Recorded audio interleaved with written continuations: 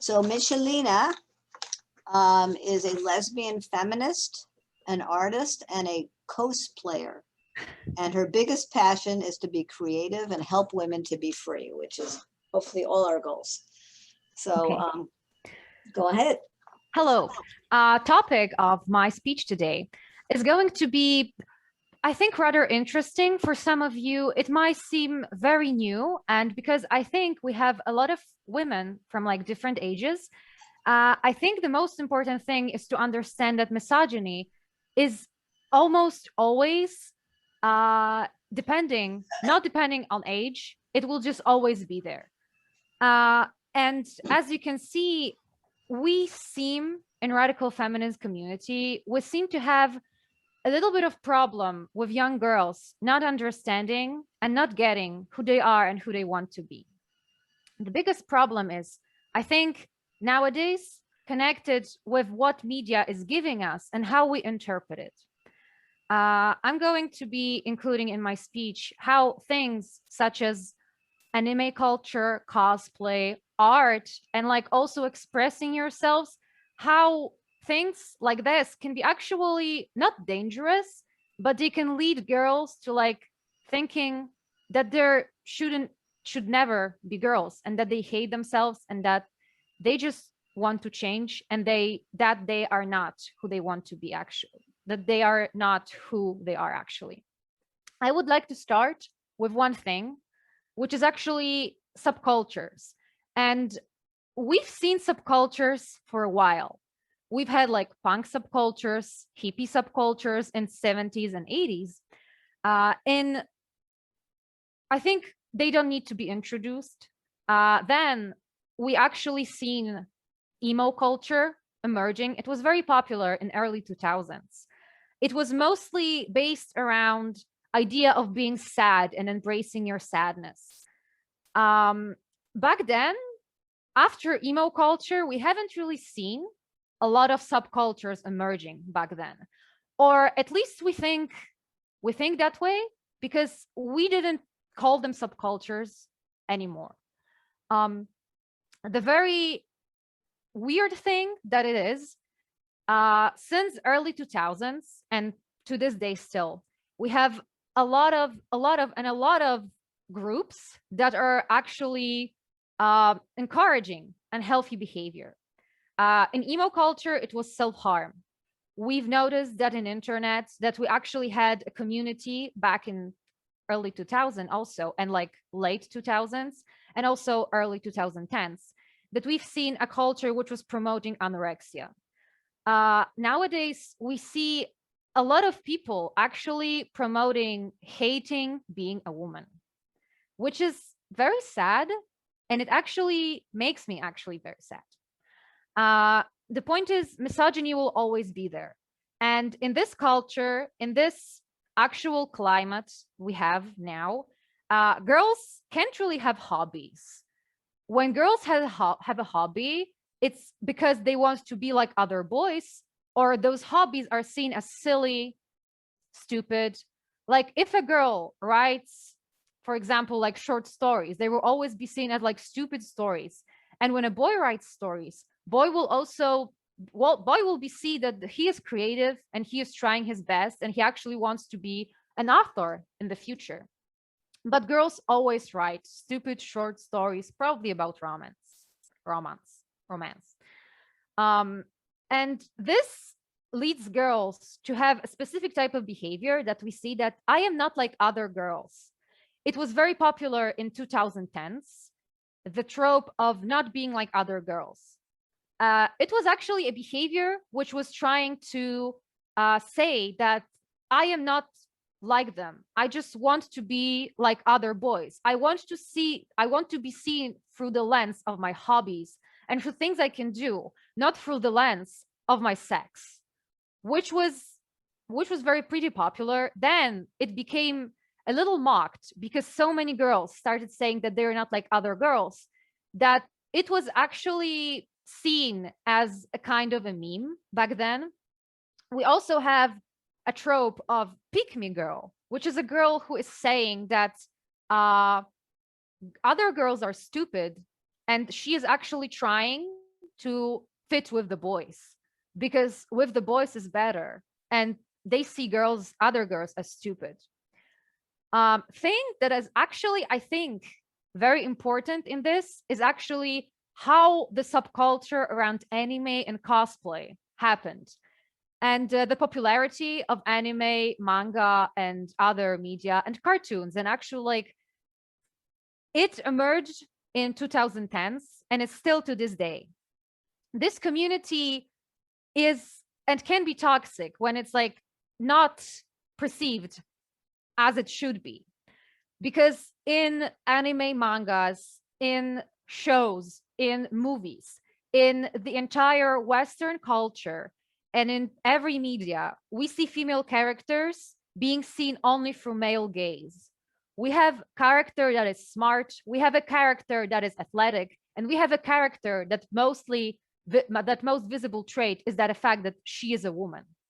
And all the other characters in media, in films, in TV shows actually have personality, but most female characters, that's it. They're just a girl in the group.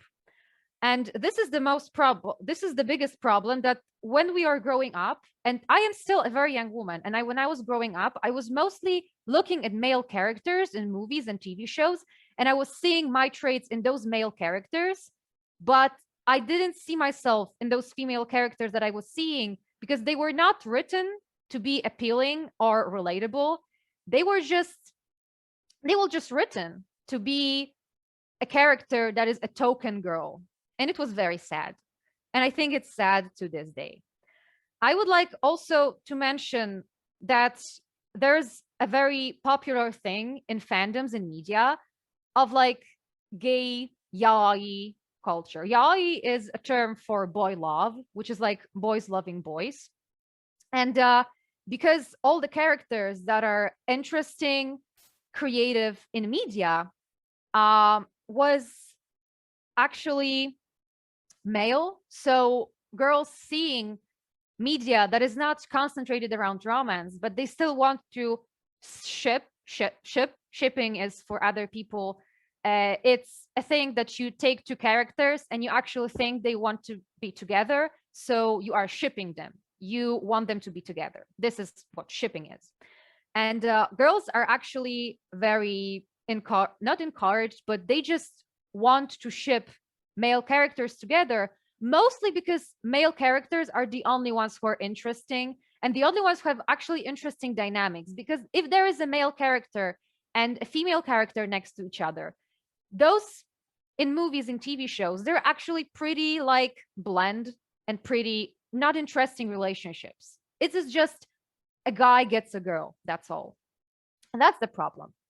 Apparently, because of this whole yaoi, gay love, romance popularity, a lot of girls in fandoms see that they actually want the idea of a femboy.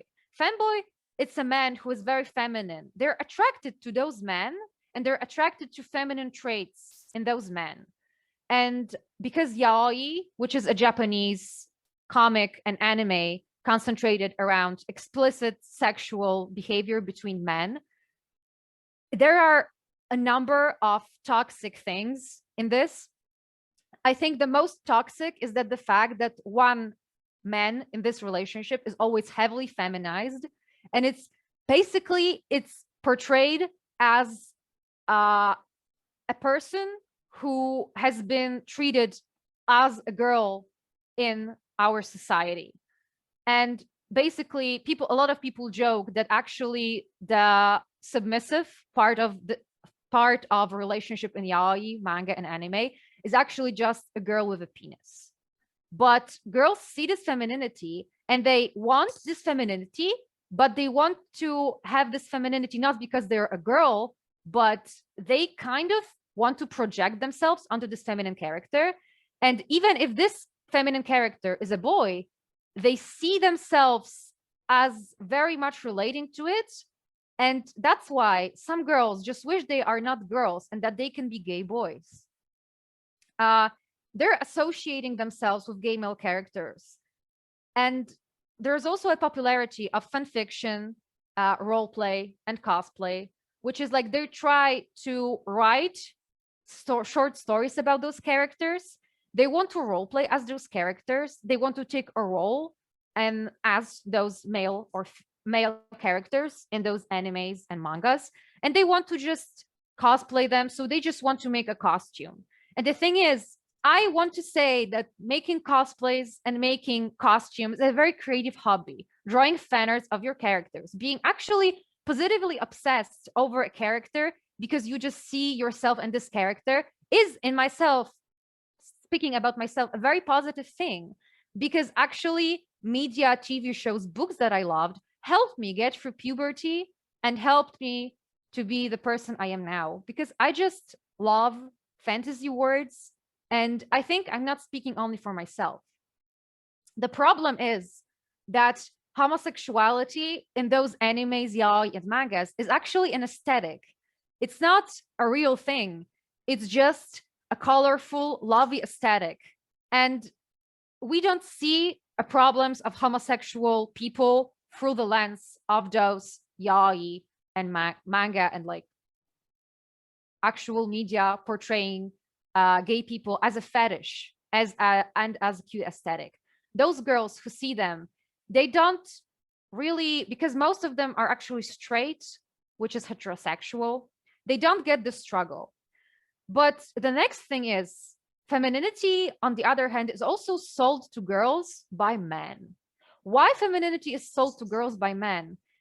Increased popularity of RuPaul Drag Race actually made the drag queen scene not to be for men and by men, but actually by men, but for the whole audience. And when RuPaul Drag Race became popular, this is a reality show about the drag queens. And those drag queens are actually role models for young girls. And they're mocking femininity. They're showing femininity as a costume, not a struggle of a real woman, but a costume, a mockery. And it's sad. Not only drag queens, but also, did you notice that like a lot of makeup gurus like James Charles, Jeffree Star are male? And they're selling you this idea of like making a beautiful makeup mask on your face.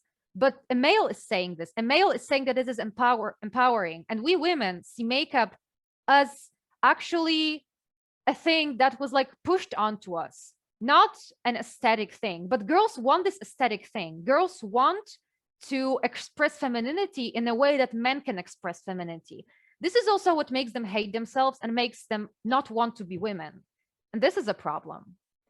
Also, those girls often come from conservative households, and they have been like, they have this idea from households of like the thing that femininity is modesty, that femininity is being submissive to your husband.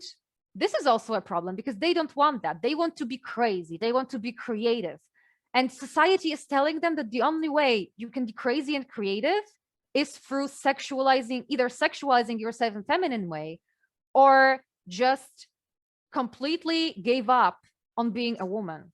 And this is actually another thing, pretty sad. And it makes me pretty sad.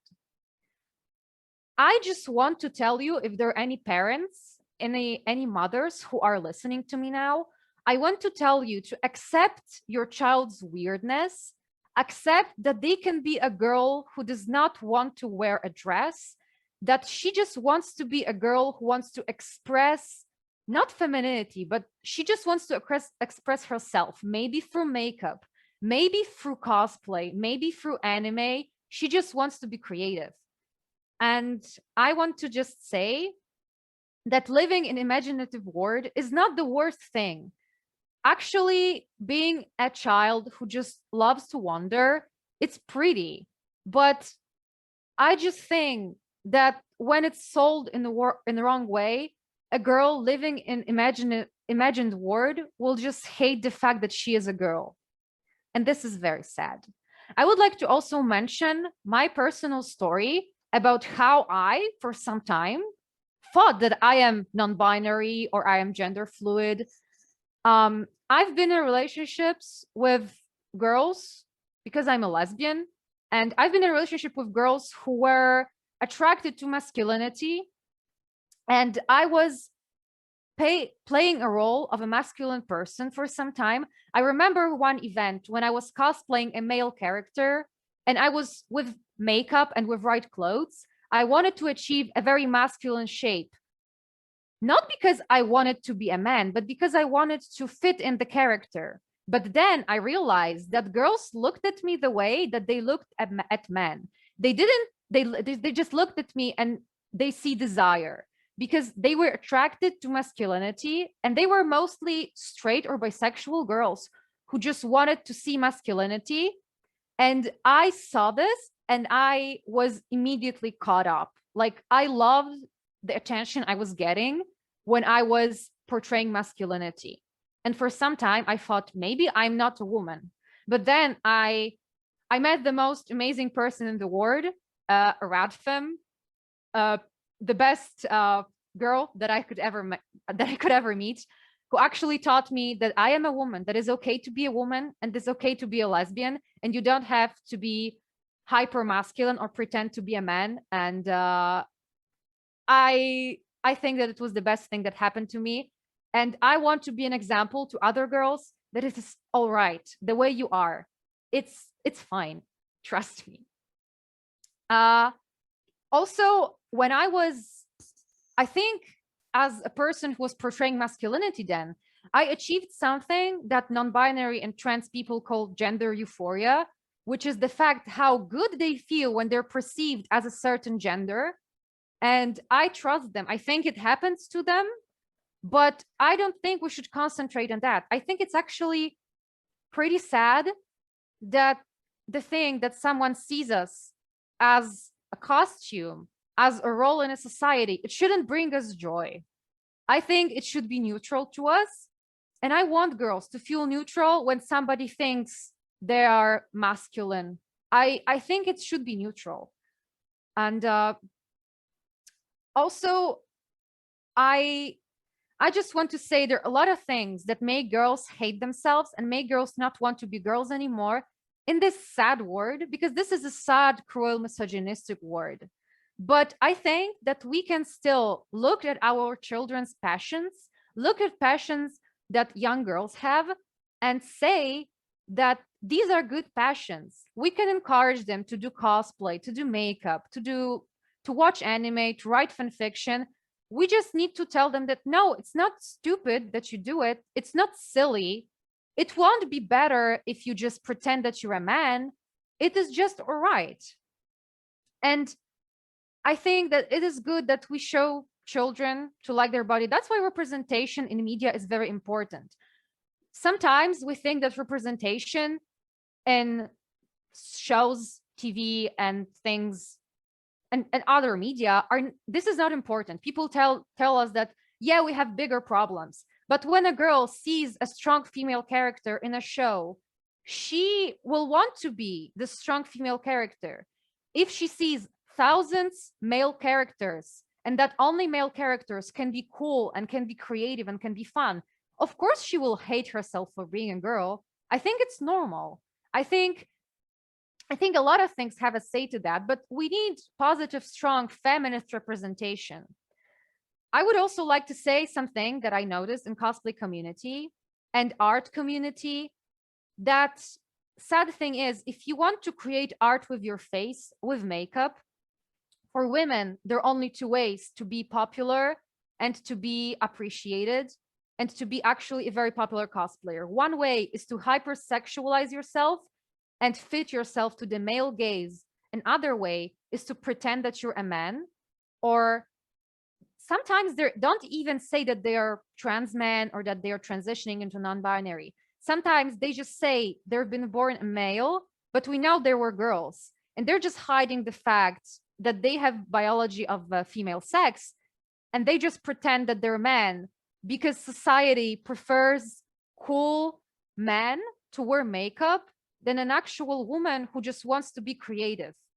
Because we have this stupid, dumb stereotype that girls, when girls are creative, they're silly, or they're just want to do it for the male gaze.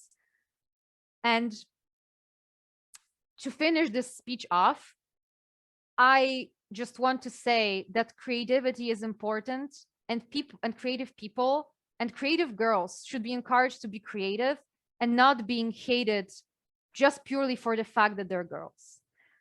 Thank you so much. Gotta get off mute here. Thank you very much. Lots of thought-provoking ideas there. So the next person I'd like to introduce is Hanka Kulikowska, who's going to be speaking about broken dream of reproductive freedom, the rise and fall of the women's strike, what happened in Poland.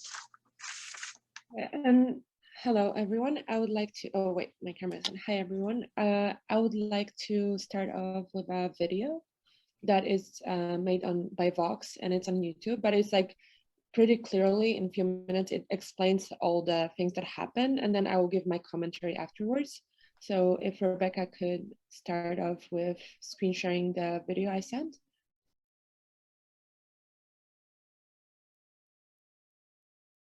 Okay, and so in the video, it said that we don't know if the ruling will pass. It did pass. The abortion was banned in Poland at the end of January.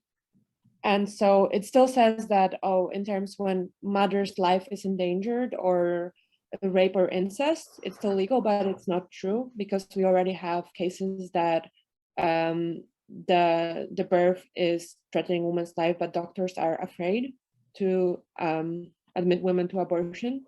And it's also illegal to help a woman to get an abortion. So let's say if my friend would like to get an abortion and I help her find a website or I tell her how to do it, I can get imprisoned myself for doing that. So that's the current state of how it is in Poland. So I would like to also focus on how it all came together. So on one side, we have the radical Catholics in our country that are opted by this. But it's interesting in the video, they did not mention one of the very important factors of there's this radical Christian organization called Ordo Juris that is lobbying for the abortion ban, and that they succeeded with a woman who is their face. Her name is Kaja Godek.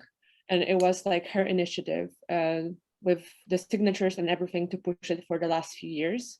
And she just cooperated with the ruling party in terms of that and with the church. And so on one hand, we have them. And on the other hand, so when the women rights marches started, so in the video, it also said that, oh, it started as Women's Rights March, but then it started to go for everything. So it was really sad how it happened because women got connected for this one particular reason, right? So it was an outrage because of the abortion ban.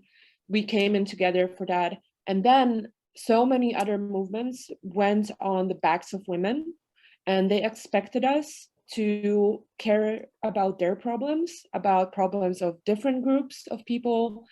And we started hearing things like, in spite of that, like you've seen the video, you see what's happening in our country, and then major feminist organizations and like news outlets and whatnot, they started saying, oh, saying a word woman is not inclusive enough. And they started posting articles like, this is like an actual title, including feminism or dead feminism. Or it will like, I don't know if I'm translating it well, but it basically said that, oh, we can only have the trans inclusive feminism or the deaf feminism or something like that. In spite of all the things that are happening, you know, it's just like, it's so outrageous that this movement was used by a lot of different movements. So at the very beginning, we had protests in every major city in Poland. As it said, it was like the biggest protest since the fall of communism. I personally went to every single protest that was in my city. I went there every day. I also went to the biggest one in Warsaw, in the capital of Poland, which had over 100,000 people. And remember that it's all in the middle of pandemic. Like it's all in the middle of pandemic. So if there was no pandemic, much more people would join. But the thing is that, okay, we started with this one. And then the fall started also because the women's strike, they started demanding more and more. So there was not like a one clear message. There was no, we demand abortion. rights.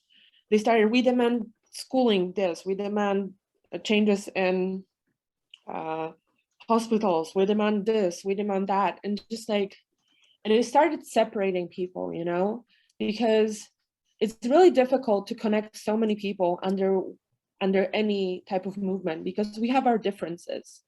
Like, we have Catholic women supporting the women's strike at the beginning, because like even for Catholic people in our country, it was too much. It was solely too much, the ban, for that reason. But then the women's strike, they started to go very radical left, very like with 30, 40 things that they were demanding. And they started like, people started to get tired. They were like, oh, like, yeah, we agree with the abortion thing, but we don't agree with this and this and that.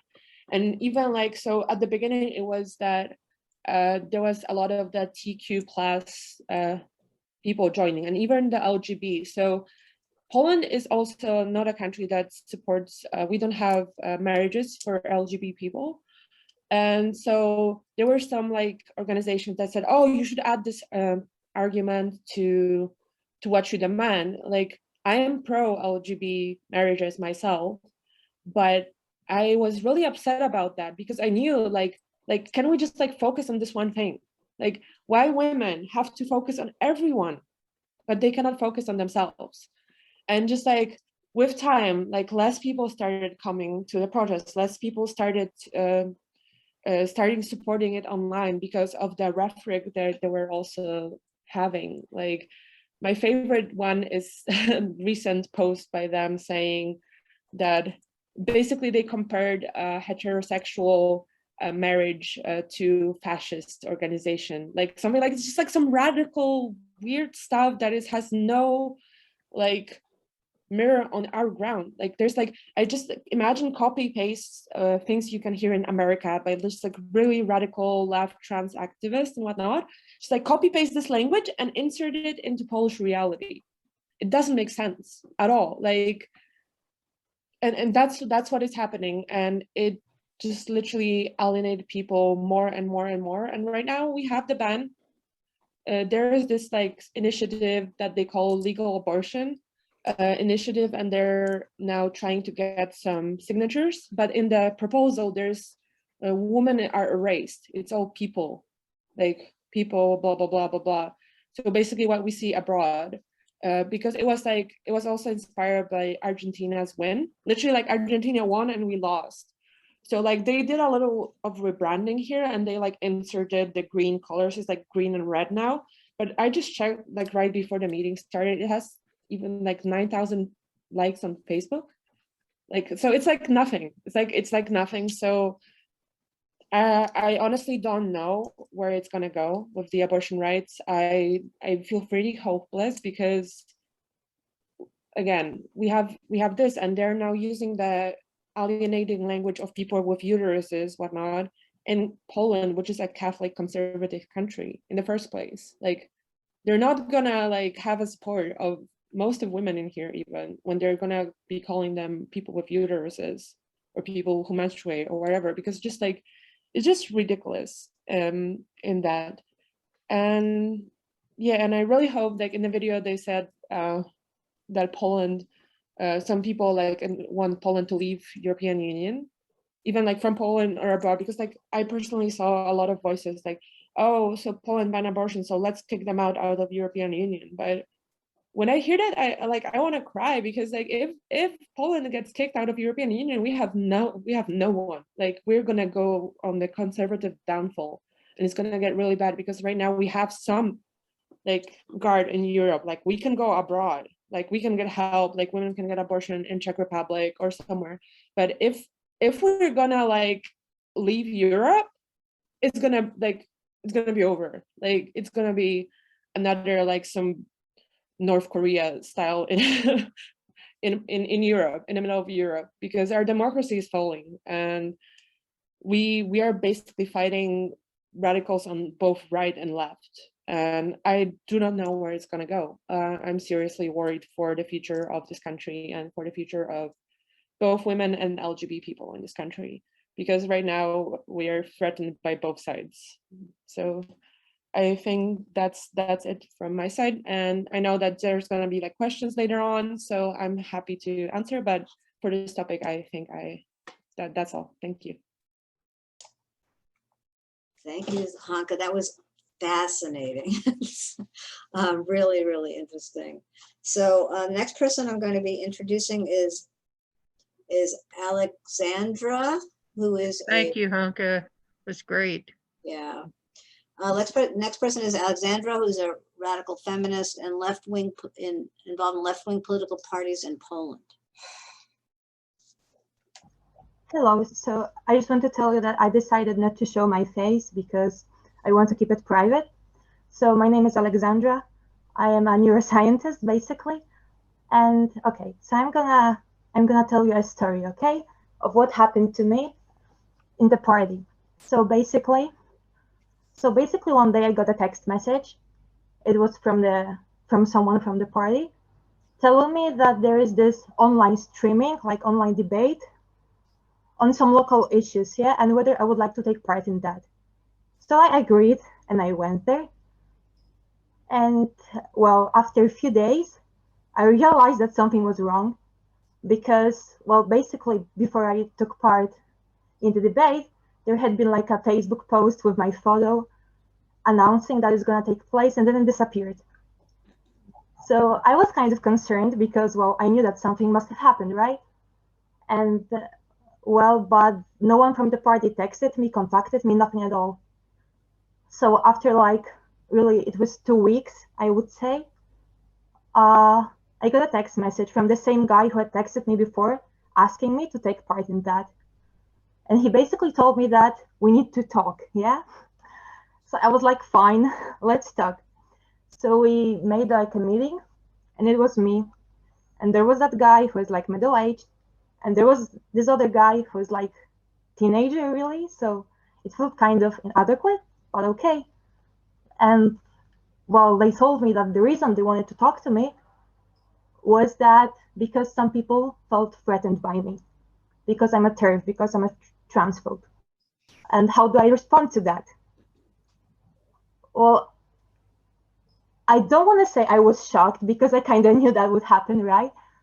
But yes, I basically, and I want to tell you how this conversation went because, well, I think it's very interesting, to put it mildly.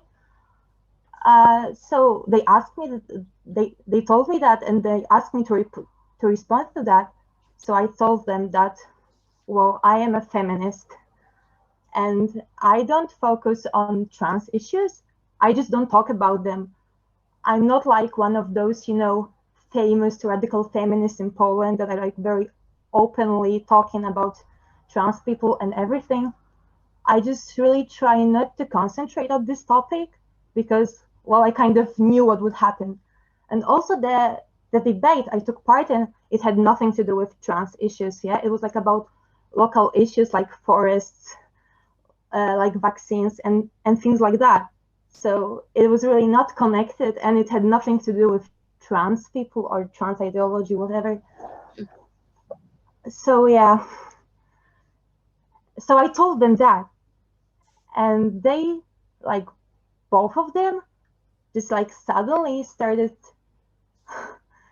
talking to me that, okay, we get it, but there are trans people in our party that feel threatened by you, and it just shouldn't take place. But then, like, I decided what I should do was to kind of sort things out, was to ask them in the first place, why did they remove the photo? Why didn't they contact me? And like, what was it about? Yeah, because I was kind of attacked and no one said anything. And then, and they just told me that they didn't know what to do. They didn't know what to do, so they decided not to contact me. Either way, we kept on talking, and they told me that they have trans friends, yeah, and that they trans friends really feel threatened, so they really don't know what to do with me, but they really feel threatened, and that we, as a left-wing party, should be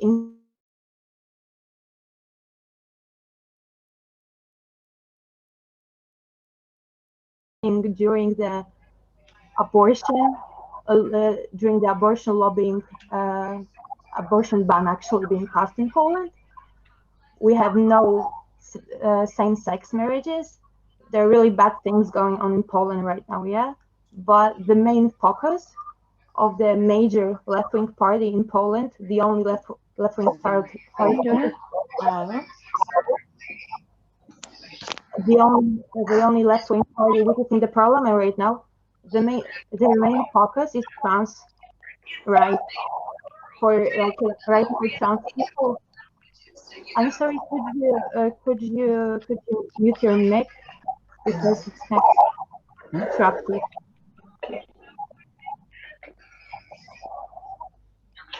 I think it's the MJ Martinez. Someone has to mute MJ Martinez.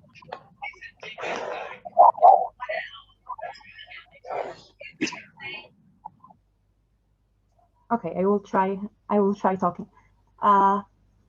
So yeah, so it's all happening during that terrible things are happening in Poland, and they're focusing on trans rights. Well, which is kind of real. I don't get it, yeah, because in Poland, you can legally change your sex. You can take hormones. You can do the operation. You can change your name, your sex in the documents, yeah. So you know, it shouldn't be really their main concern, yeah, because they already have it. But I really don't understand why is that this is their main focus.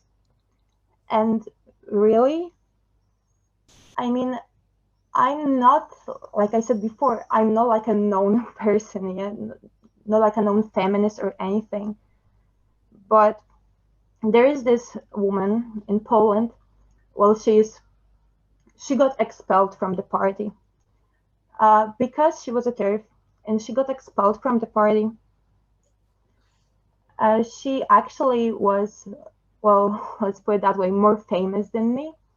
She got expelled from the party because she gave an interview in which she said that she doesn't like the name people with uteruses, yeah, like according to the, I mean, yeah, in terms of the women's strike. And she got expelled from the party. Wow. And well, I can tell you that, well, I'm still in the party for now, and I have no idea which way it's gonna go, but I'm still here for now. So I have access to the party forum, internal forum, and things that are being said about her, even now she's not there, also about other feminists who are not in the party, and most of them never have been. Like, it's the kind of, is their main topic, you know, is their main topic. They're not focusing like on abortion now, like it's all silent now. So it's their main topic for now. And I'm really concerned which way it's gonna go. I'm really thinking about leaving the party myself. But on the other hand, like, someone has to stay there, you know, and someone has to make the change. But I feel really helpless at the moment, and it's really, really tough for me. Yeah, and I think that would be it. So thank you so much. Thank you, Aleksandra. We are facing similar problems in the organized left in the United States, specifically in the U.S. Green Party. And I really sympathize with your situation. So our next speaker is VL. And VL comes from Krakow, Poland. She's a part-time artist, a part-time veterinarian, and a full-time lesbian radical feminist. And she's going to give a glimpse at the reality of lesbian life in Poland, the struggle with in society and the state. Yeah, hello everyone.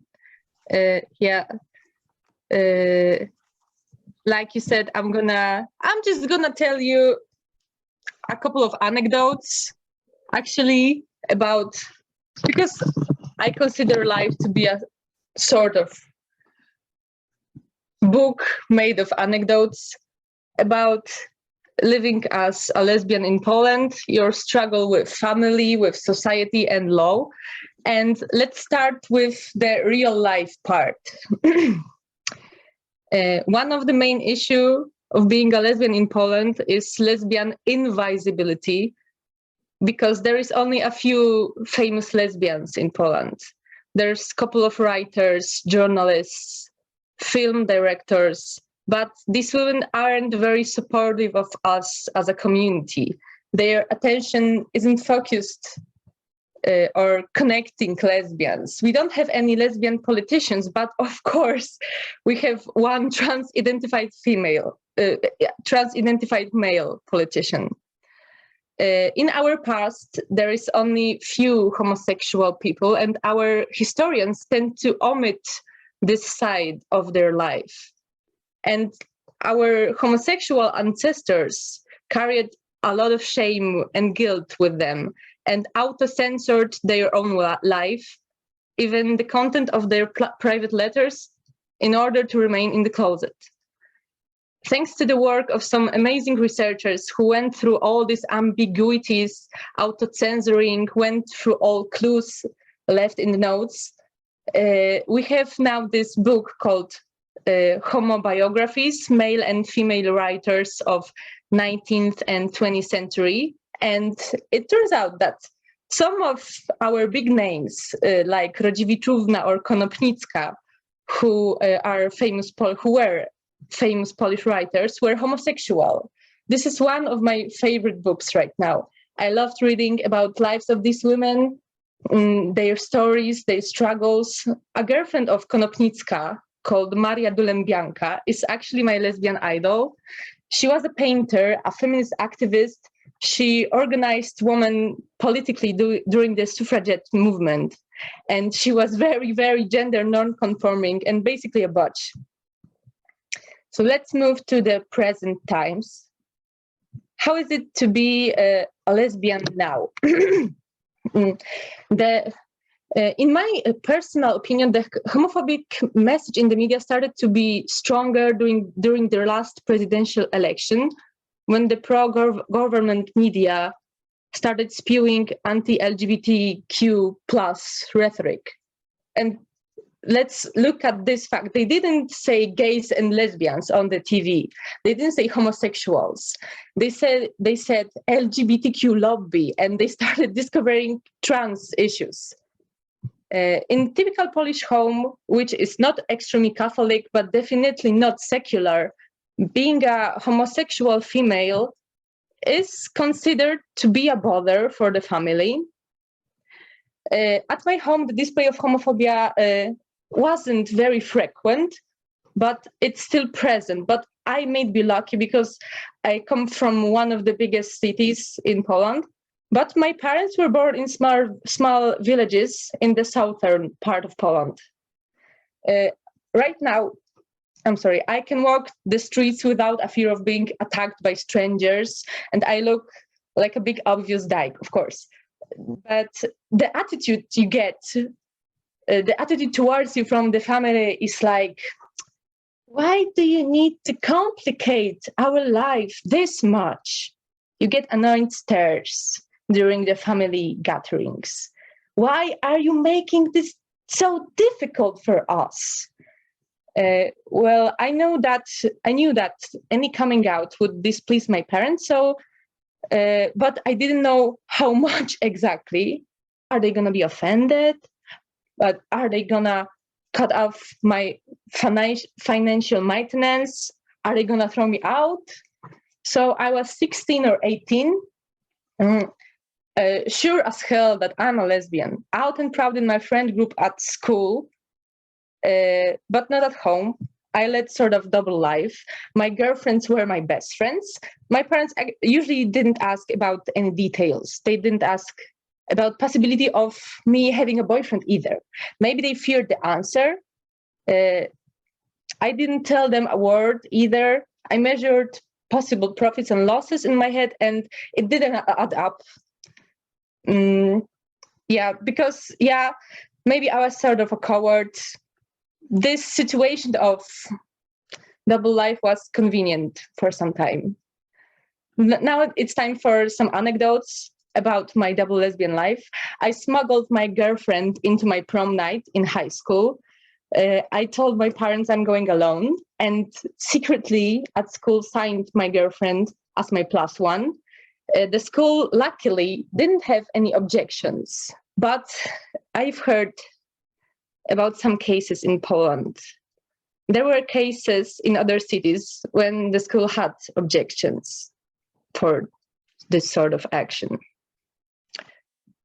Another anecdote might be more funny with heterowashing of our past. I had an argument with my Polish language teacher about one of the Sappho's poem called Jealousy, and I'm gonna send it on the chat right now. You can you can read that on your own. I will give you a couple of seconds.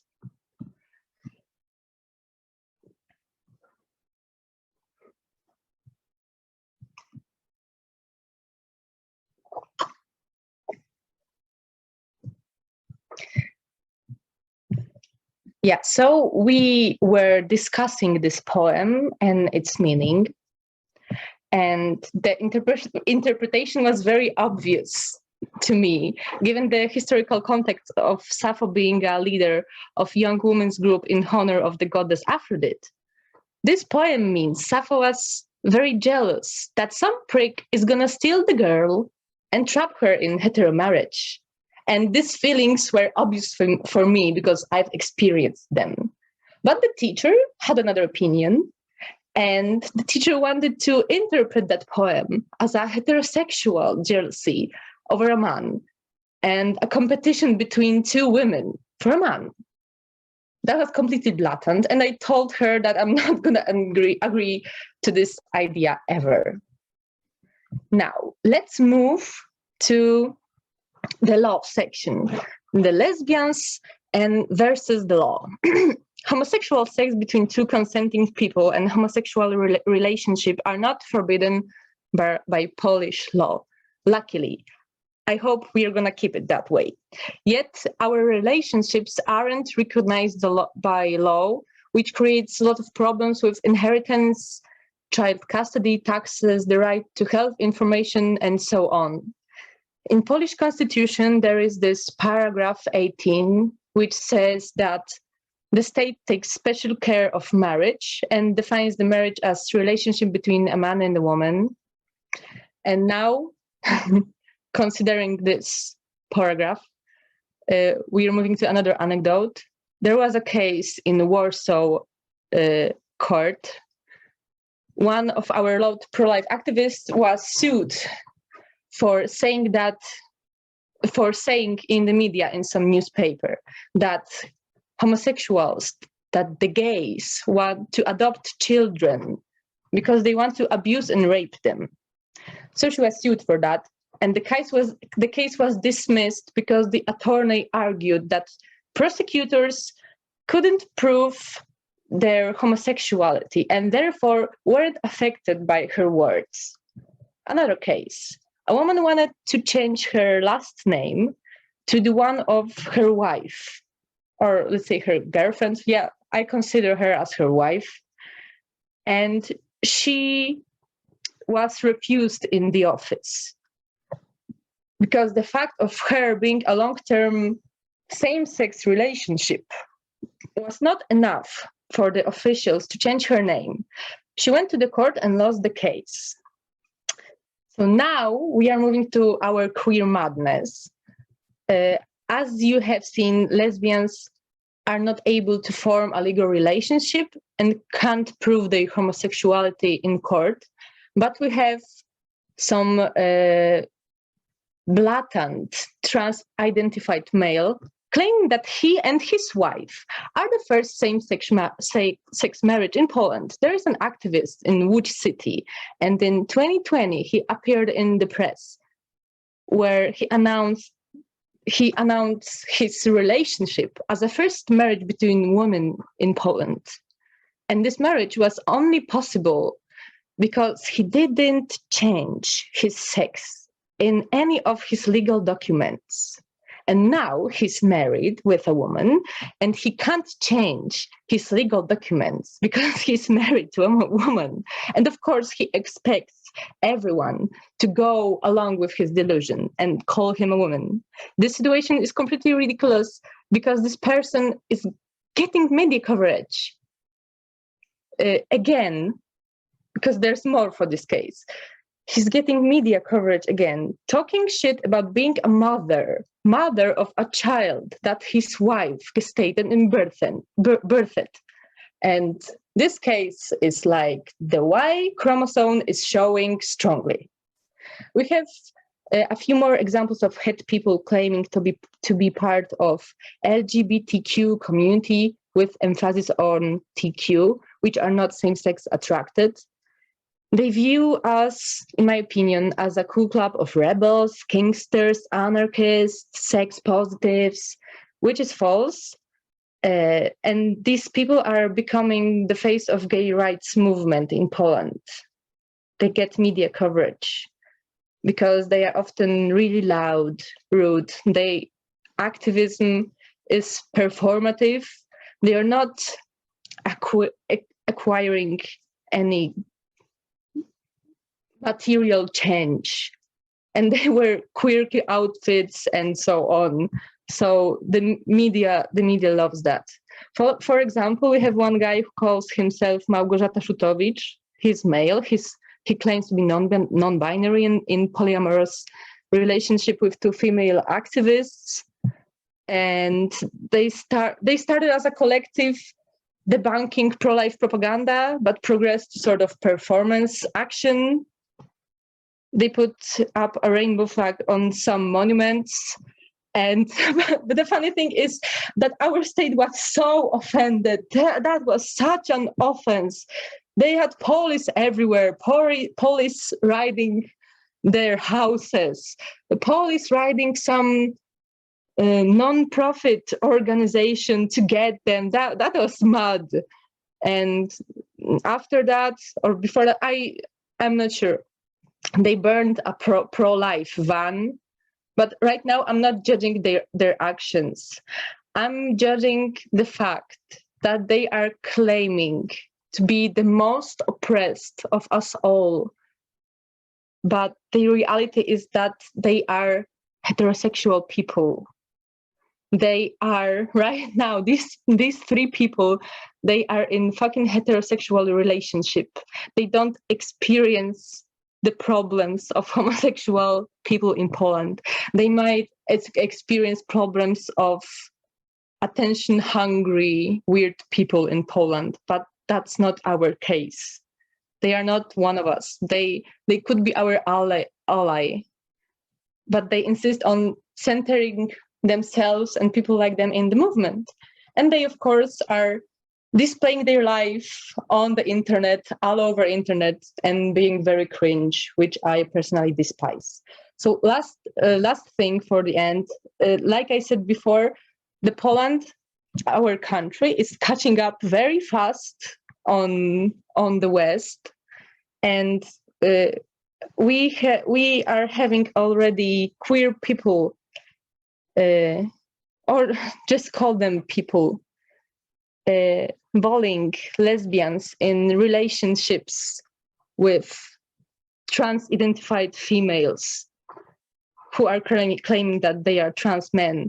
And these people are bullying the lesbians if they are not changing her identity. If a lesbian wants to still call herself a lesbian while being in a relationship with trans-identified female, sorry, she's being bullied right now. These people are being bullied. And like, if that's not homophobic, I don't know what is.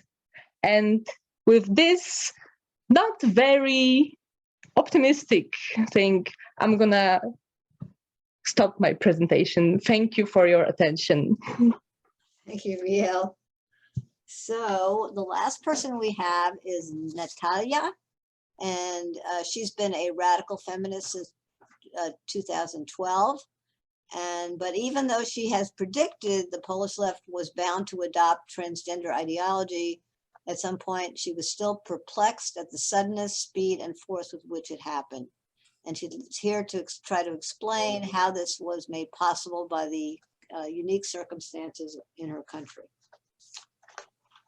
Hello everyone.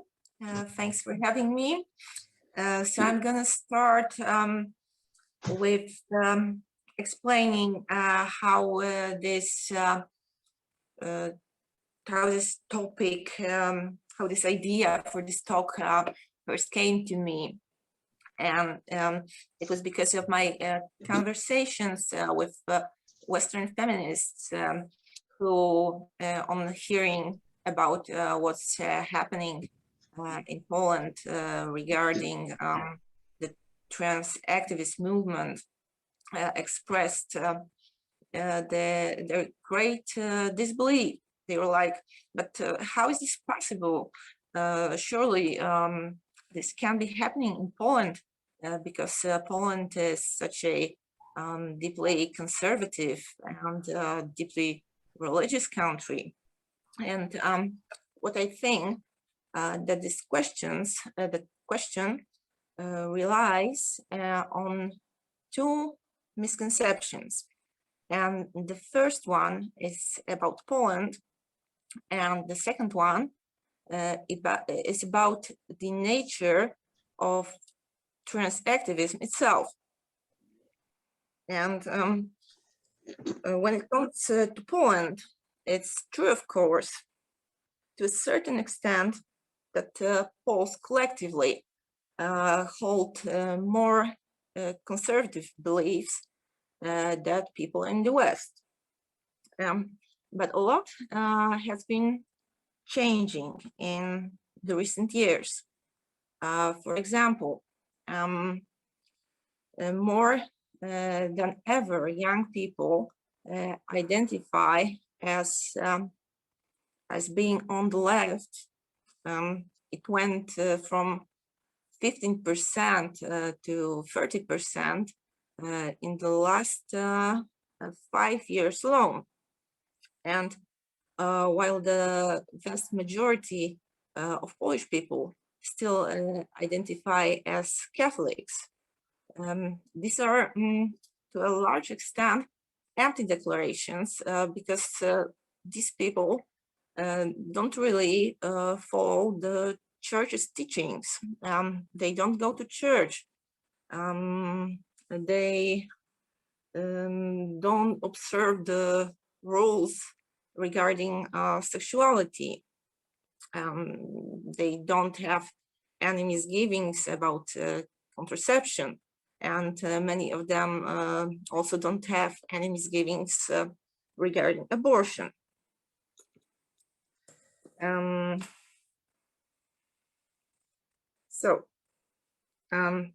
Also, there are major differences, regional differences between the Western Poland and the Eastern Poland. So while, for example, in some districts in Eastern Poland, the number of people attending the church is close to 70%.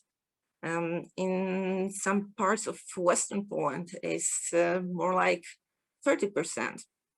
And when we take into account also the difference between the cities and on the other side, the small towns and rural areas, in some of these cities, maybe 10, maybe maximum 15% of people attend the church. Excuse me. So,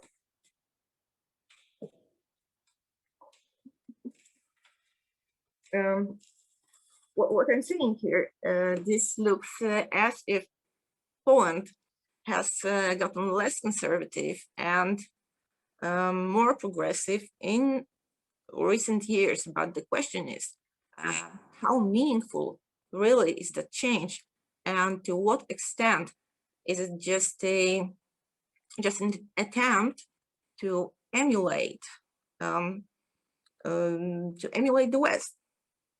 And this may surprise some of you who maybe have this image of communist countries as being very hostile to Western values.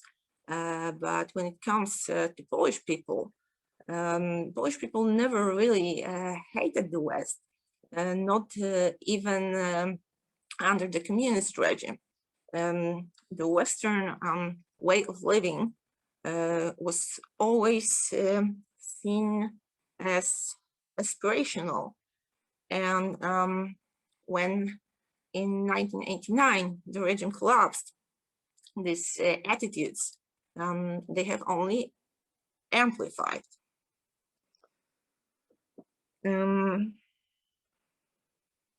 So both as a nation, we are riddled with those deep complexes of this deep sense of our own inferiority. The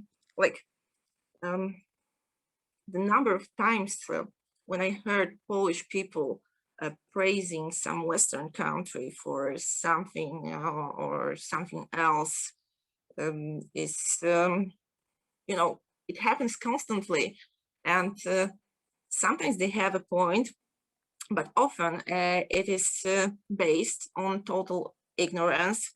For example, they will be like, the healthcare in the United States is so great because they saw a TV program about some top clinic when they are treating, like, you know, they're treating cancer that would be considered untreatable anywhere else, but they have no idea that that many people in the US don't have insurance, or if they do, they have some subpar insurance that doesn't really cover anything.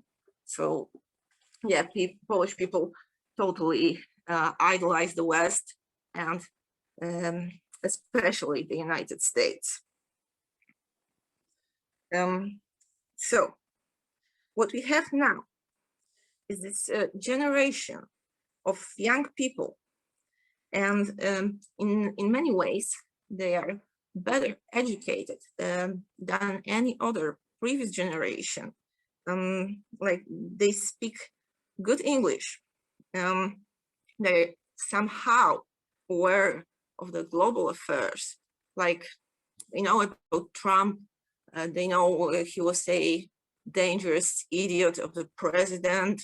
They know about Ocasio-Cortez. They think she's great, and she's going to save America. They've heard about the conflict in Israel and Palestine, etc., etc.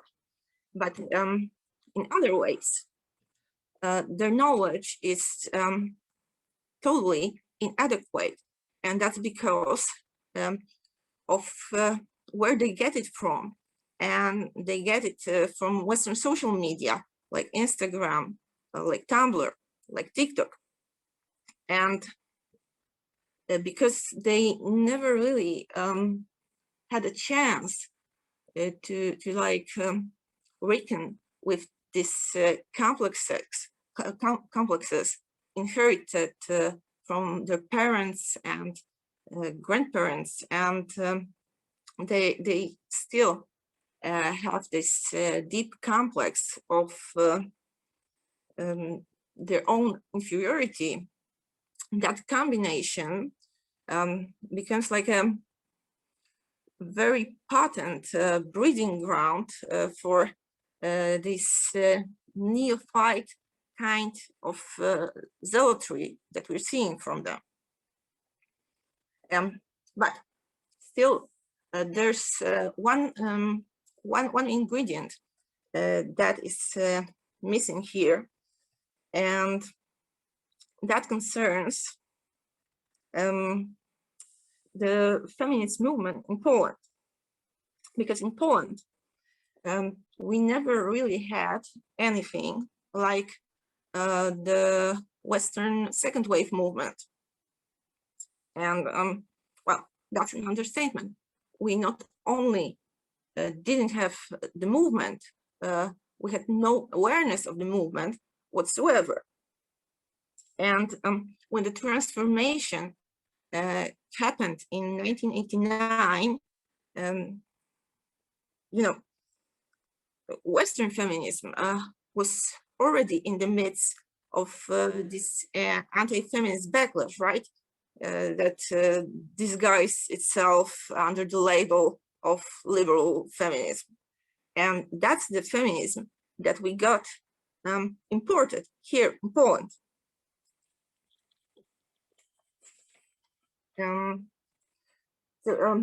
Even to this day, like most foundational radical feminist texts, they were never translated into Polish, like not a single book by Andrea Dworkin was ever translated, or Catherine McKinnon or Audre Lorde, nothing.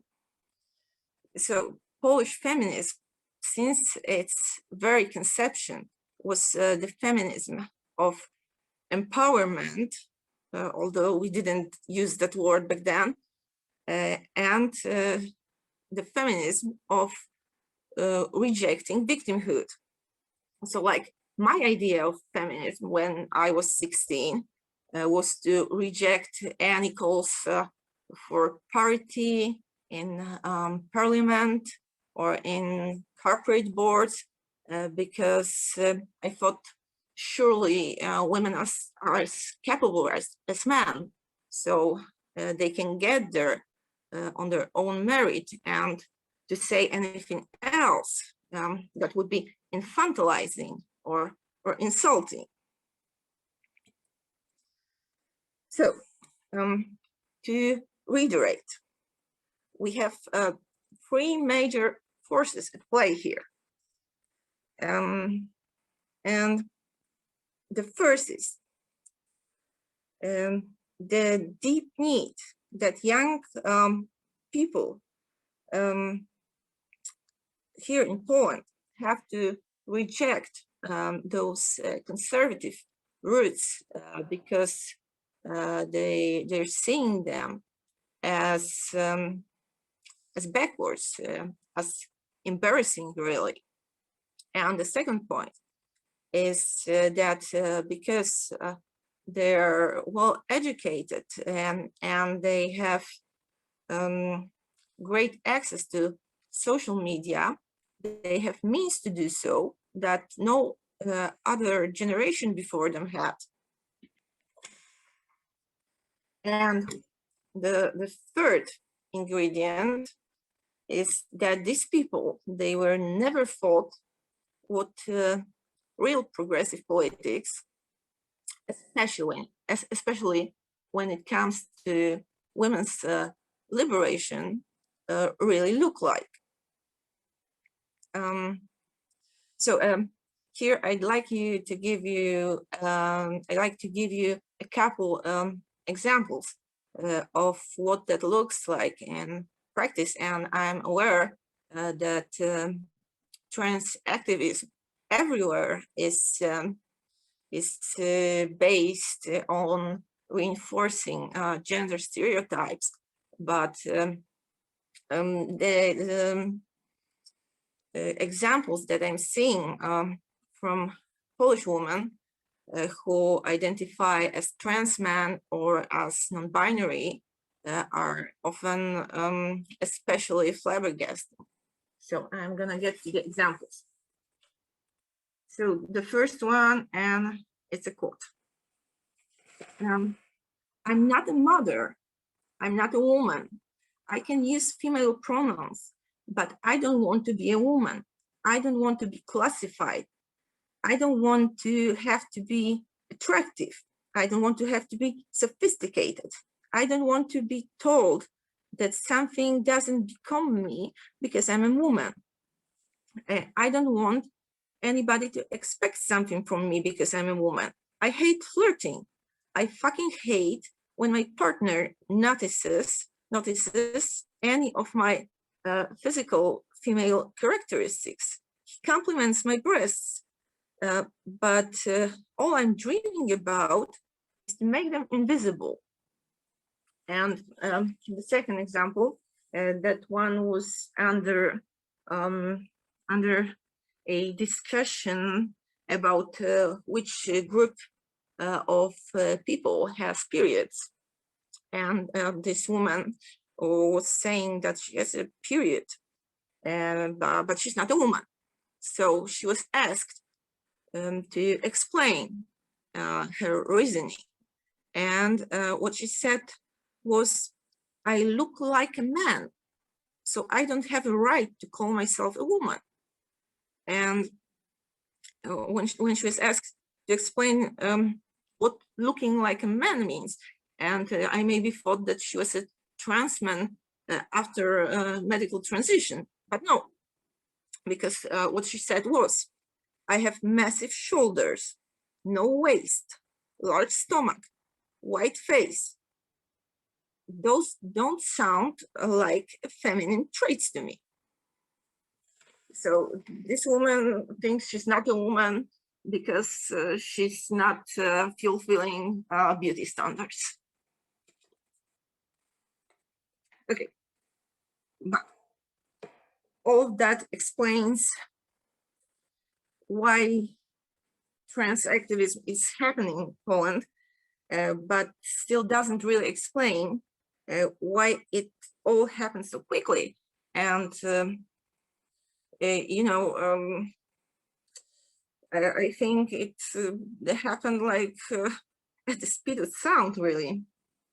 For example, back in December of 2020, Polish feminist and then a member of a progressive leftist party, Razem, was interviewed by a women's magazine that's a weekly edition to our most popular liberal newspaper. And in that interview, she was complaining about the trans activists' demands to replace the word women with the word people with uteruses. So clearly, back in December, the editors of that magazine, they still didn't think that her views were beyond the pale. They didn't think that those were views that don't deserve respect in a democratic society. But the backlash to Kuczynska's interview was so aggressive and so swift that she was first suspended from her party, and then in April she was pushed to resign. So clearly the sentiment was already brewing in the December of 2020, but the mainstream left was still largely unaware of it, because if they were, they wouldn't publish this interview. So to get a little bit further back in time and to explain what happened before that December that made these subsequent events possible. And this is going to cover some of the stuff that Hanka has already talked about, so I'm going to try to be brief. So in the fall of 2020, Poland was swept by a huge wave of strikes against the tightening up of the abortion laws. And some of the prominent Polish trans activists made themselves very visible at the back of this movement. And this is going to be about the same person that VL talked about. A heterosexual non-binary man going by the moniker of Margaret got arrested for vandalizing a car. And the trans activists, they went to every liberal media outlet to complain about his unfair treatment. And by unfair treatment, they meant the fact that he was put into a man's arrest.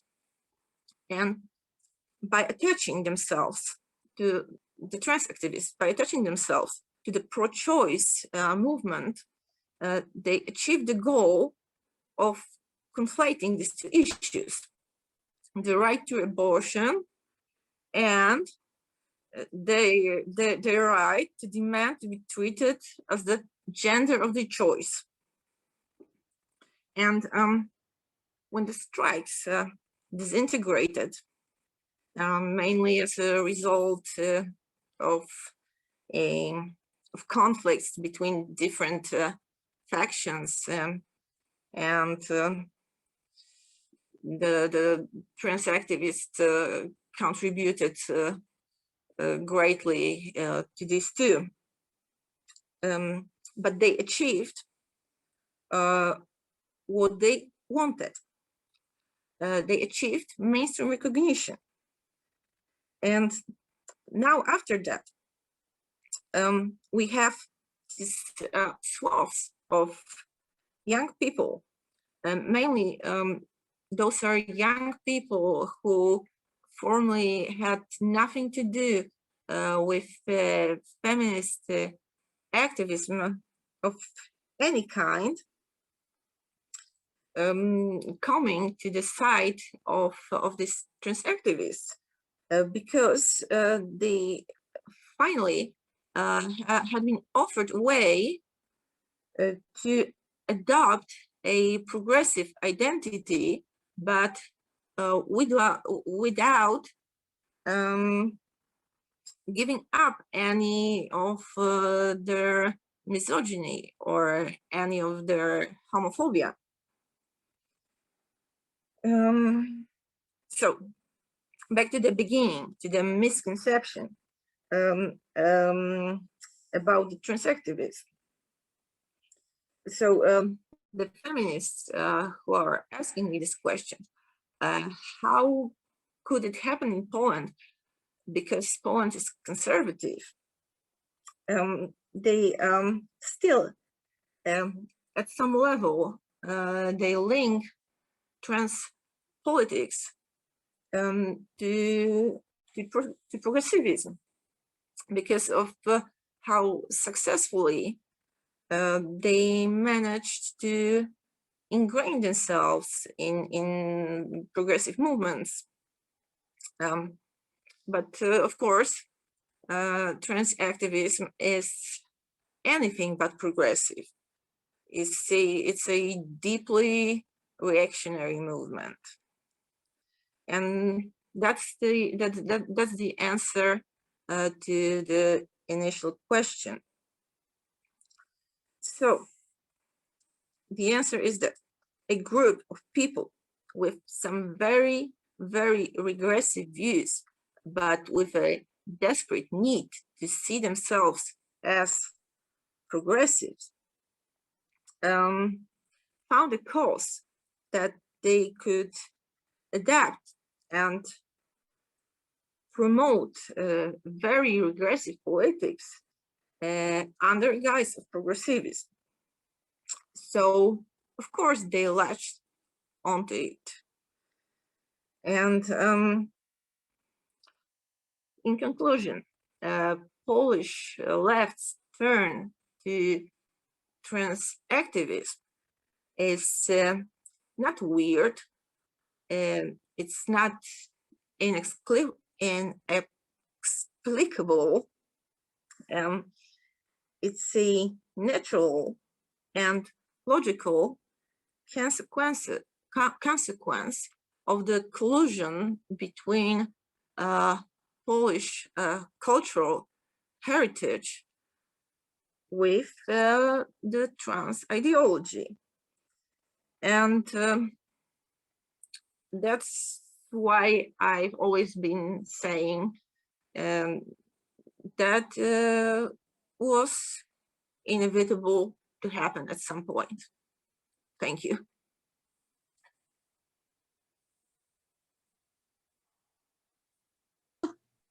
Thank you. That was incredibly thought-provoking. And this is just really a rich discussion. So we're going to open it up now for the people who aren't on the panel, who are attending, who may have questions or comments. And there is a way of, in the reaction button, you can raise a little hand, and hopefully Rebecca and Carol can help us, see who's raising their hand and call on them. And please keep your remarks to like 1 or 2 minutes at the most, and questions, if you want to address questions to the panel. So has her hand raised. Who's that? Beth has her hand raised. Okay, Beth, do you want to speak? Yes. One question that I had is, here in the United States, with respect to the trans issue, there are certain groups of radical feminists who have allied themselves with our religious right, because the religious right here is opposed to the trans issues. I think this is very dangerous, but there are women who feel that they will take allies wherever they can on this issue. Is there anything like that in Poland? I think I will be the best one to answer that question, because I'm one of the public faces of the radical feminist movement in Poland, and I have been interviewed by right-wing television that is also Catholic, and I am in contact with people and activists who you can consider Catholic, conservative, or central right-wing people. And I understand that there are a lot of people who are opposed to that. I do know that even in our country, but I believe if there is a platform where I can go and share my opinions and share Radfem views and everything, I will take that platform if I can have it. So that's why I decided to join the TV interview. There's another woman that went to this podcast as well, that is led by this central right-wing man. And I believe in a country like Poland, the dialogue is really important, and we cannot ignore what is a majority of our country. And we cannot just be like, whatever. Like in the US, you have, with the even election, you have like 50-50, like Republicans and Democrats, right? But in Poland, we have a right-wing ruling party, and we have a right-wing country. So it's not like we are a minority in here from both sides, both out of the left and right. That's for me, and I see VL wants to add something to that.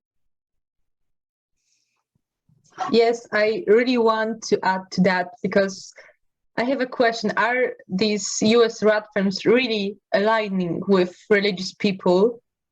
Because Radfem thoughts are not the same as religious people, obviously. So are they really aligning with them, or are they just using their platform? Because that's what we are doing here in Poland. Hanka did an interview with on conservative TV, but it's just because we really don't have another platform. Nobody wants to have discussion with us. Left is like, no, we are hurting gender fifis of men. We can't talk. So we don't have any funding for our media right now. And when we actually try to make a discussion with our left, we are no platform. We try to put a response for an article. The article was called "What Are the Terps Are Talking About?" made by one journalist, and she wasn't interviewing any Radfems. She was just talking about what she thinks they are thinking, the Radfems are thinking. And well, I think sometimes we need to be practical.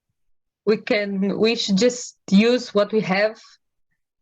Well, and when we are using the platform, we are always telling that we are not like you. We're not conservative people. We are often not religious. We are not heterosexual. We are just using you. We need to use you because we have very few or none options to use. I'd just like to add something or say something about that. In the United States, it's gone beyond just going to Fox News or a platform like that, which is a Republican kind of mainstream media. It has involved taking money. It involved signing on to briefs where the position did not differentiate itself from the right. Like the feminist positions tended to be underplayed or buried in that. And the messaging got kind of merged or not clear.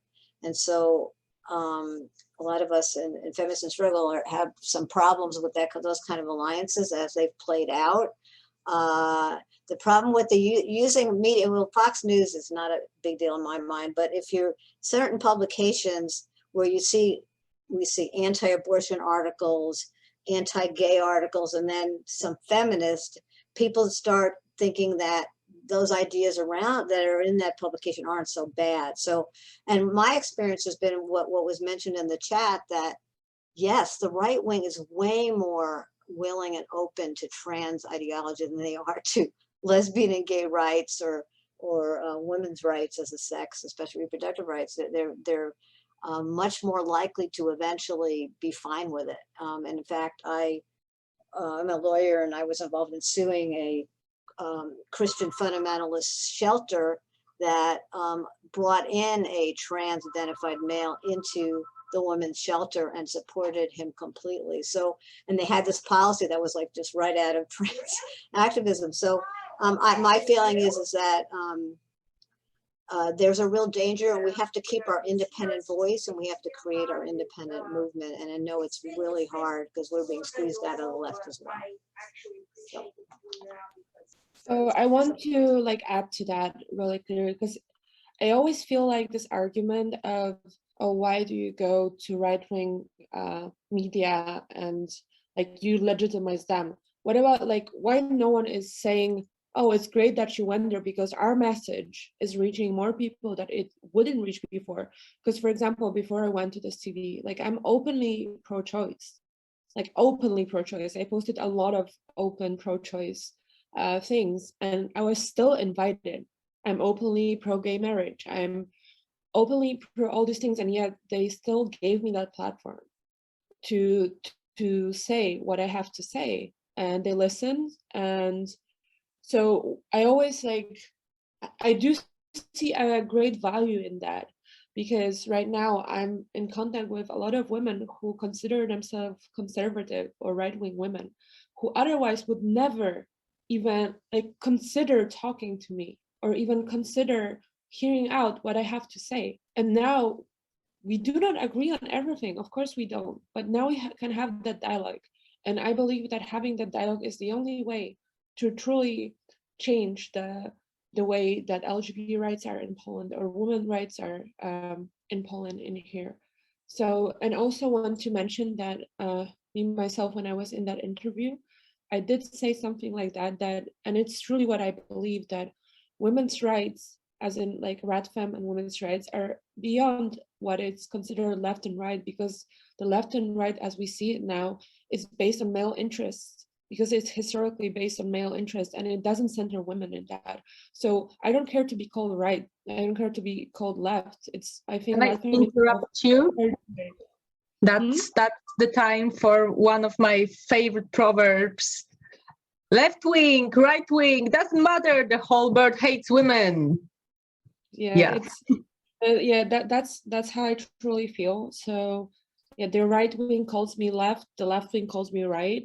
Like it doesn't matter. It doesn't matter because for me, like I'm like the third way, which is Radfem. Other people got their hands raised or questions, comments? Kathy Serchout. Yeah, Kathy.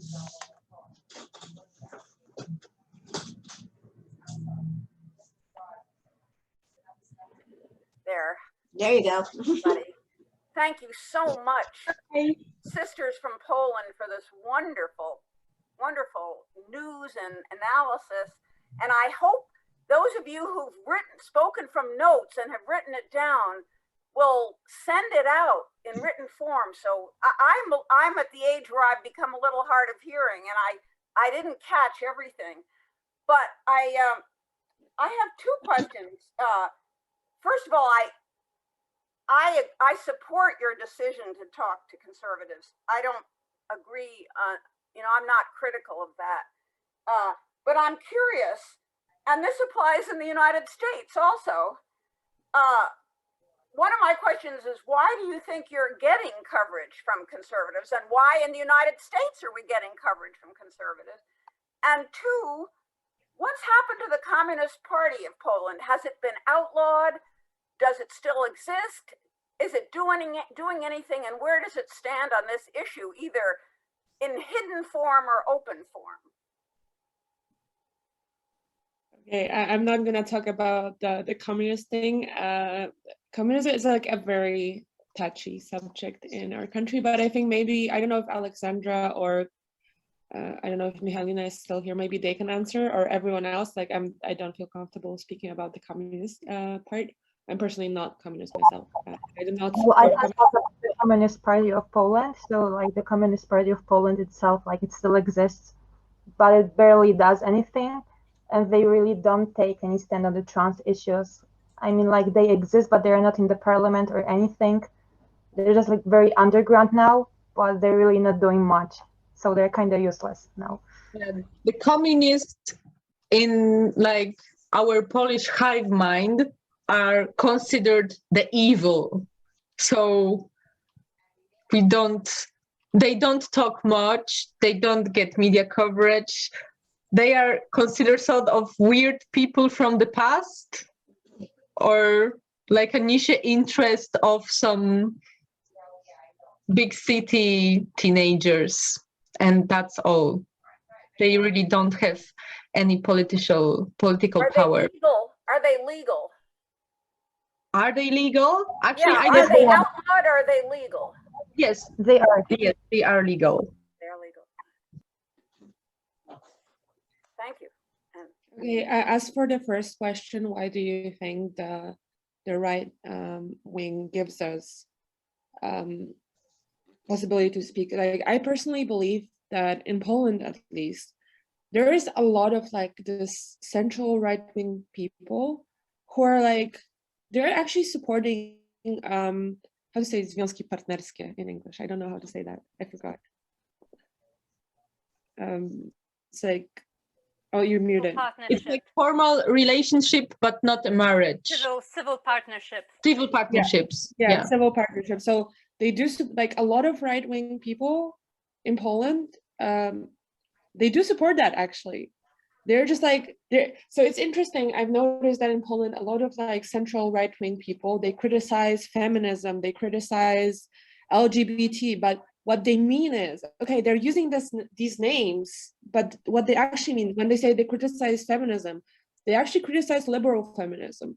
Like, at least from what I've seen, I'm not talking about globally, I'm not talking the incel movement, I'm talking about a lot of like, let's say, right-wingish bloggers in Poland or like personalities. They say, like, when they put memes about feminism or whatever, they always like criticize this really stupid things actually that we criticize as well. So I know it's sometimes difficult to look through the the thing above, like, okay, they do say some things we do not agree with generally, but there are some things that we do agree with. Like, I personally also criticize a lot of things from liberal feminist movements, like being pro-prostitution or whatnot. So this is definitely the first thing what they do it. And I think they also, like, there are LGBT people in the conservative movement as well. There are LGBT people there, and they're also tired. So from the TQ plus agenda, because, like, again, left was always considered the only side that really cares about women, really cares about LGBT, which is not true. So, like, that's why I believe that it's possible to form some alliances in terms of, like, the civil partnerships or whatever. I always had this idea that we can, I always support, like, one issue focus. Like, let's say we want to improve, I don't know, we want to ban the fire factories for, like, the coats in Poland. I believe there can be coalition from right and left. I believe in the cooperation on single focus. Like, because if we cannot work and cooperate on the issues that we agree on, like, it's impossible to even come to an understanding on the issues we don't agree on. So I think I see it as just like the dialogue as a step forward.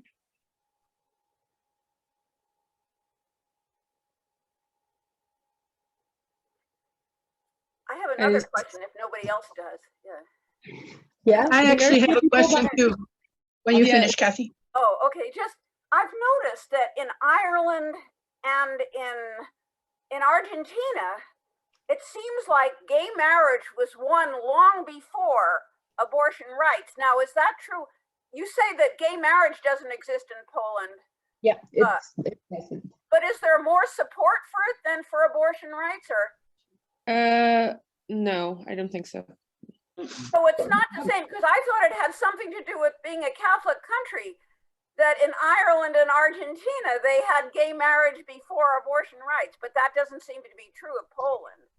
No. That's like, like, some people take real inspiration in Ireland and Argentina, which is great, but we all, as I said, we also have to consider our grounds. Like, we cannot just copy paste what's happening in feminist movements. When we're just, like, copy pasting things from the West, which doesn't make sense in Poland.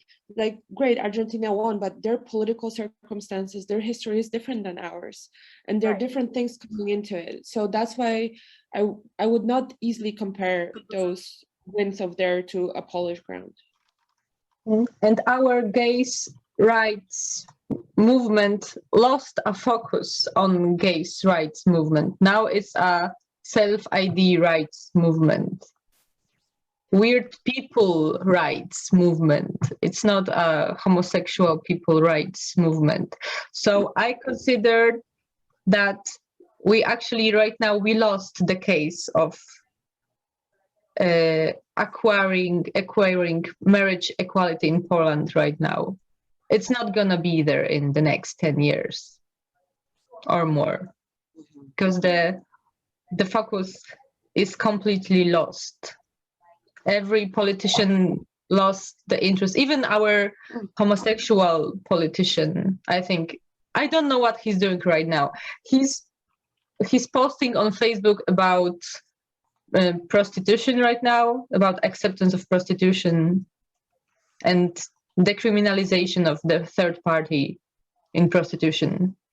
So, well, that's all. I think Tina also had the question. So I think Tina, go ahead now. Yeah. I'm really, this is a fascinating discussion because so many things from the trans rights activists are absolutely universal and consistent. They have the same language. They've created the same parasitism and the same polarization. I find we get to this point where it's really important to me to figure out, so what do we do? There's different ways to answer. Yes, I talk to the right wing, but I don't ally with them.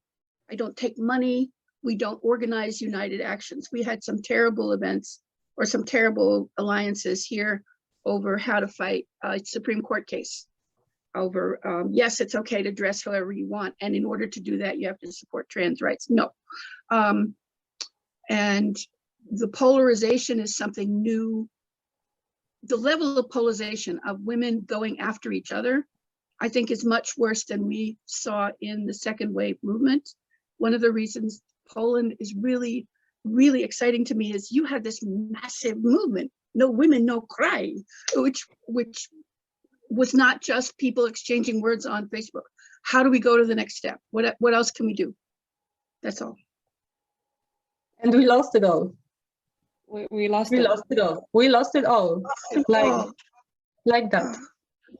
It's we lost it because we were forbidden to say the word women and not focus on men who say they're women. Yeah.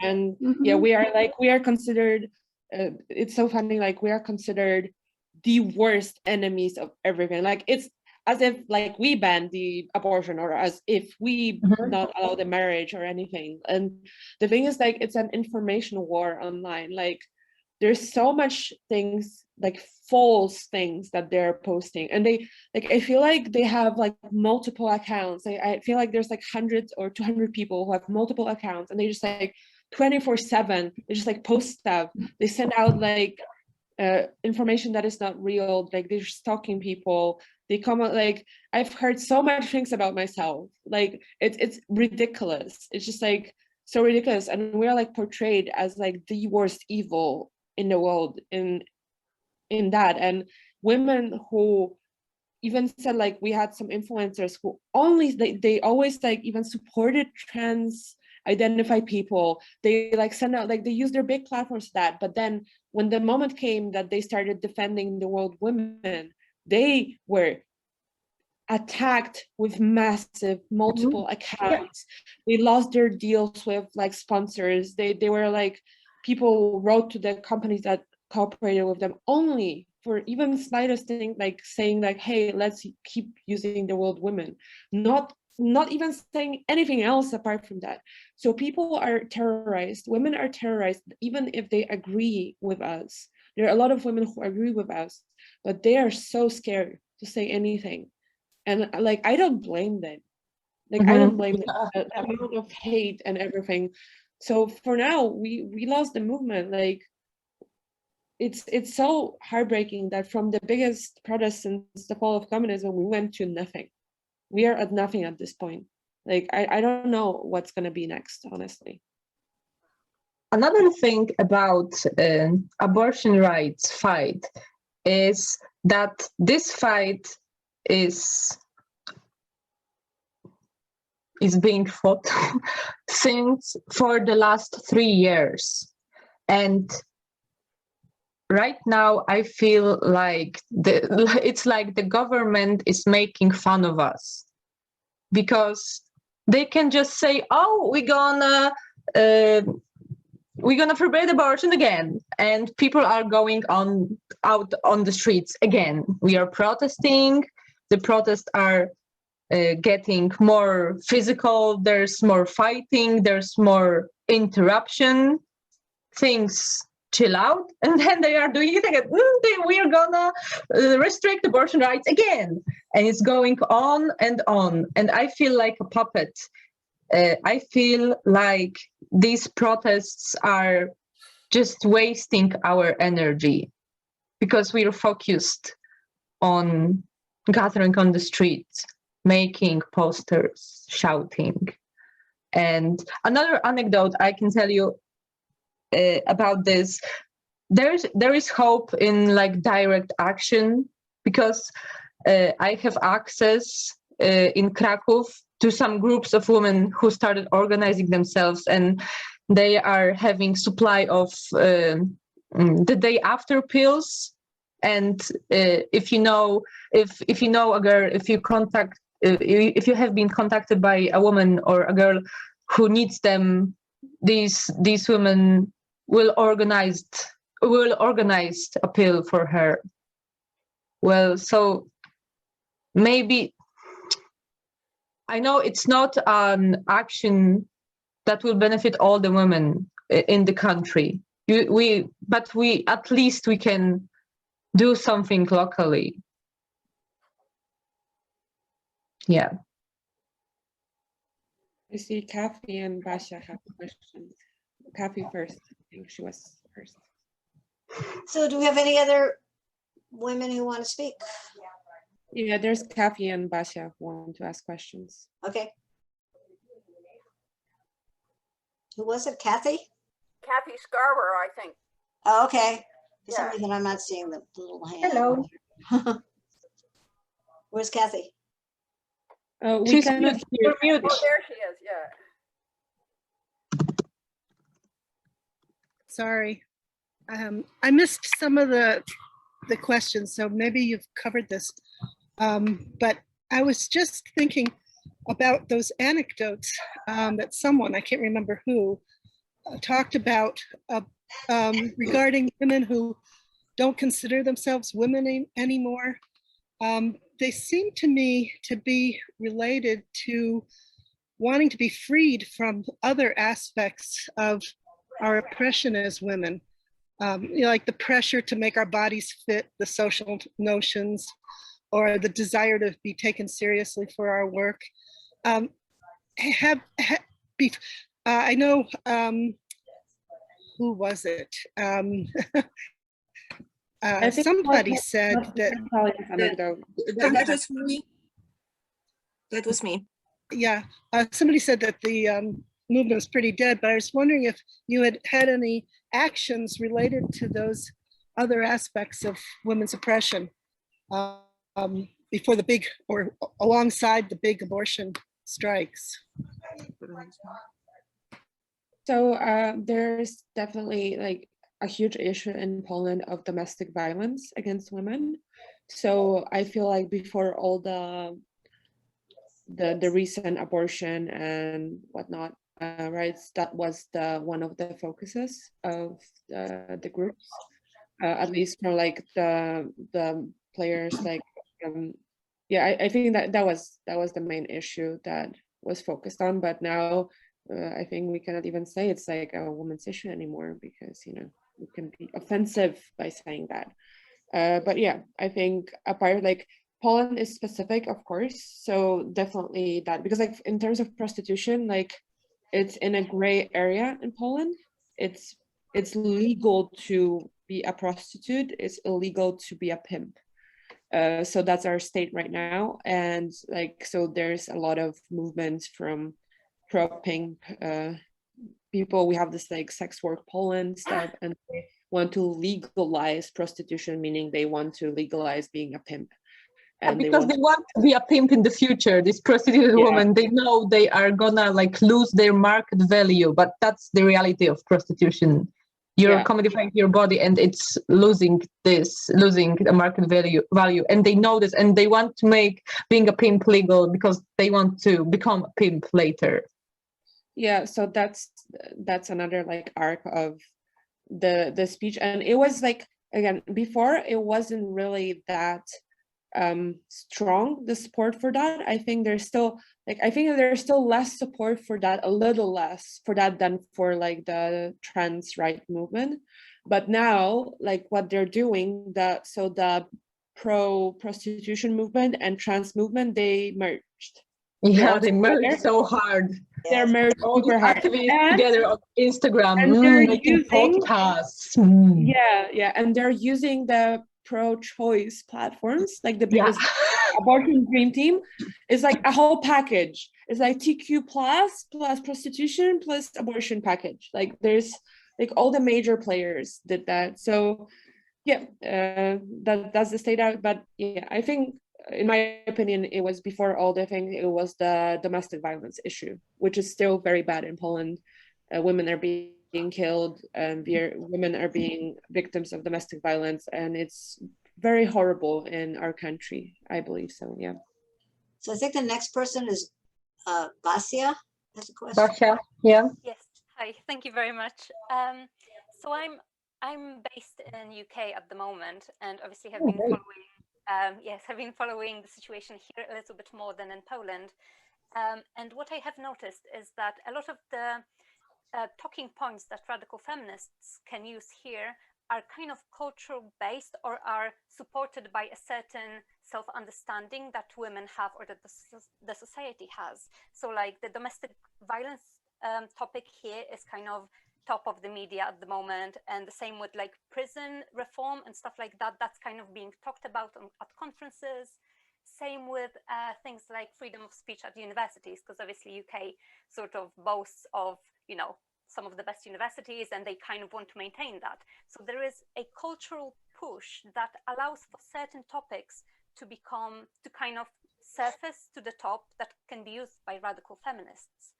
Now, my question is there like what talking points in Poland or what attitudes, Polish attitudes, could be used in a similar way? Because things like domestic violence is sort of so accepted within the society, it's really difficult to tackle or to kind of bring it up, because a lot of women sort of see themselves as those, you know, martyrs, or the, you know, the always suffering mothers or stuff like that.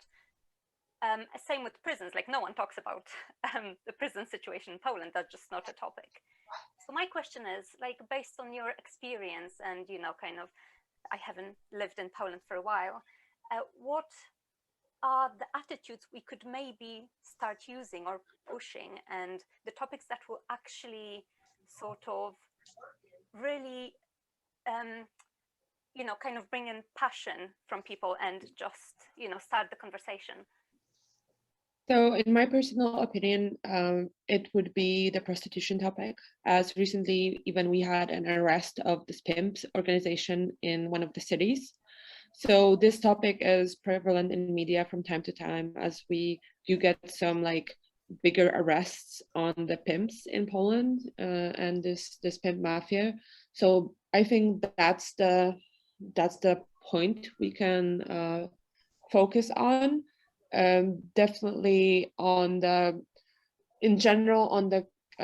mothers' issues in general, how like they don't have much support in terms of taking care of their children, how like I think on that point, just like on the mothers and like anti-prostitution, I would say these are the two topics that will get and are getting like bigger support in Poland in general. That's my opinion. I don't know what maybe VL can think of or other speakers. So well, right now I don't know the answer for this question. I would like to think about this a little bit more, because I don't know. And I'm actually, my activist work isn't long, because that I started to get involved in radical feminist action because of Hanka. So it's not long ago. And my personal focus would be just to make a space for lesbians, like non-sexual, non-alcoholic. So not clubs, not, I don't know, dating pool for lesbians, just a space when the older woman and the younger woman and the middle-aged woman can gather, talk, sort of a woman's land action. But I don't know if I don't have idea right now how to do this. I'm just trying to make friends, create a group, and that's all. But for a national focus, I don't know right now. So I don't see any other hands raised. No. So did you want to say a couple of anything else any of our speakers would like to say, and then we can end this really fascinating forum? I want to encourage women in the United States who are not members of Feminists in Struggle to please check us out at feministstruggle.org. We definitely recruit, and we need more women to get involved in creating an independent radical feminist movement in the United States. So encouraging them to do that. Is there any other comments, or was there another question? Yes, just one short. Do you all have a group, and do you have a website? So Pardon? we have a private Polish group that we communicate on, but we are working on launching an organization So if it's gonna get launched, definitely gonna just email Anne or anyone, so you can maybe send it in a newsletter or something. So we are working on that. There are several initiatives, there are several like Instagram profiles or Facebook pages, but they are in Polish only. They're focused on Polish stuff, but we are thinking of going bigger, but I'm not gonna reveal that yet. We're in works, what I can say. But I'm gonna leave my email in the chat here. And I'm also like available on any social media. I'm just writing so I'm on Twitter, I'm on Instagram, and I'm on Facebook. At least I get banned. I'm not banned yet, but I'm like few strikes. Like on Facebook, I'm one strike away from ban. On Instagram as well. So like my profile got mass reported. But you have my email here as well. I just send my email and my social media handle. So if anyone of you want to stay in touch or comment or send some thoughts or ask some more questions, you are more than welcome to. I'm like, this is very important for me. Like that's why I also wanted to participate in this because I feel like we all might feel isolated in our struggles. We all like get tired. So it's important to connect with women from all around the world to remember that we are a bigger group than we think, and we're stronger, and that we can connect together and change those experiences. Yeah. Okay. I just wanted to say thank you so much. And we're so grateful that your English is so wonderful because we would have been hard pressed trying to conduct it in Polish. Yeah, but we have some amazing radical feminists in Poland who unfortunately don't speak English, so Right, they didn't participate. But there's few more women who do amazing activism, who speak out publicly, but they don't speak English, so that's why they didn't participate today. Yeah, oh, definitely. I was just saying, for the purposes of our seminar, our forum today. Thank you so much. Thank you so much.